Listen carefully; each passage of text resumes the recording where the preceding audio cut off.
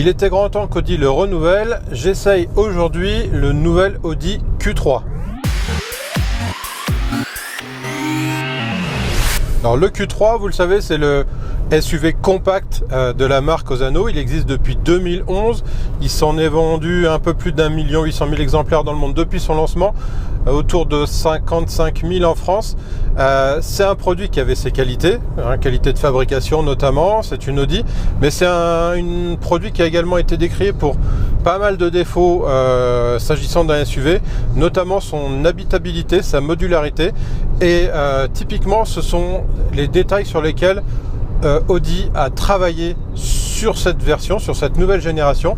La voiture fait 9 cm de plus en longueur, on le ressent dans le volume intérieur, on a plus de place à bord et surtout le coffre va gagner beaucoup en volume, un peu plus de 70 litres et en modularité puisque la banquette arrière est coulissante de série, ce qui permet d'agrandir encore le volume de coffre pour atteindre pas loin de 700 litres en configuration classique avec les sièges en place. Donc on est là maintenant dans un véhicule qu'on pourrait presque qualifier de familial.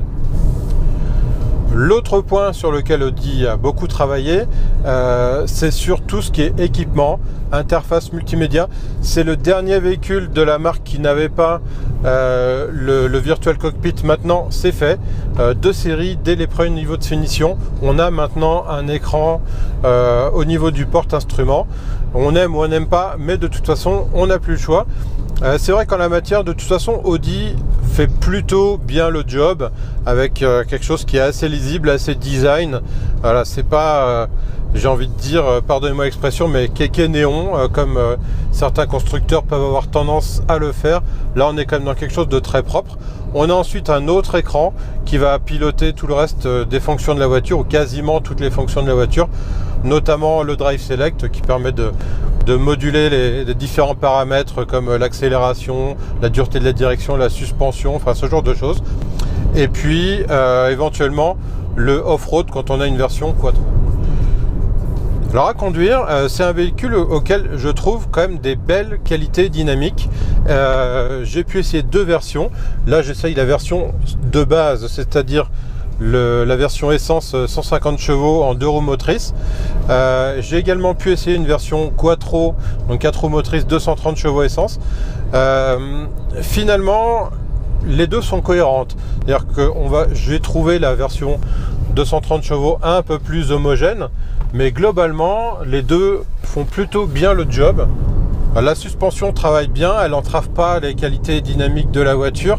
Et ce, qu'on soit en 2 roues ou 4 roues motrices, j'ai quand même préféré la version 4 roues motrices qui permet plus de choses, qui est un peu plus cohérente, plus homogène, qui offre plus de précision également dans les prises de virage.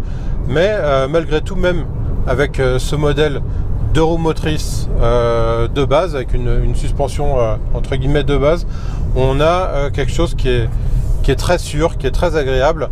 Et voilà, c'est ni tape-cul, ni chewing-gum. Franchement, c'est bien. Donc, je l'ai dit, Audi a beaucoup travaillé sur les aides à la conduite. Le véhicule peut avoir à peu près tout ce qui se fait chez Audi aujourd'hui, aussi bien l'assistant embouteillage que le régulateur adaptatif, la vision 360, etc. Le véhicule que j'essaie aujourd'hui n'a pas tout cet équipement, donc je peux pas tout vous montrer, mais ça existe aujourd'hui, c'est disponible.